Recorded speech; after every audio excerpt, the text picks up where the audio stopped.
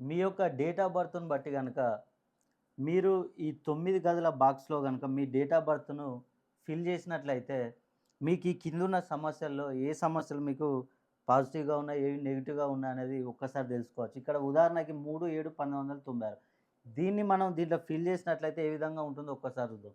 ఇక్కడ 3 అంటే రిలేషన్‌షిప్. వీరు రిలేషన్‌షిప్‌లో అందరితో బాగా కలిసిమెలిసి ఉండే అవకాశం ఎక్కువగా ఉంది. అదేవిధంగా 7 అంటే శత్రువులు, నరదృష్టి వీరికి తక్కువగా ఉండే అవకాశాలున్నాయి. అదేవిధంగా 1 సంతానం, వీరికి సంతానం కలుగుతుంది. అదేవిధంగా 9 అంటే వివాహం, వీరికి వివాహం జరుగుతుంది. అదేవిధంగా 6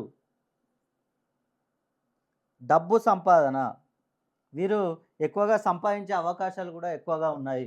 ఇక్కడ మనం ఫిల్ అయింది చూసుకుంటే 1, 3, 6, 7, 9 ఫిల్ కానివి గనుక చూసుకున్నట్లయితే 2 అంటే రుణ బాధలు, వీరికి అప్పులు, రుణ బాధలు ఎక్కువగా ఉండే అవకాశాలున్నాయి. అదేవిధంగా 4 ఆరోగ్య విషయంలో అనేక సమస్యలు తలెత్తుతూ ఉంటాయి.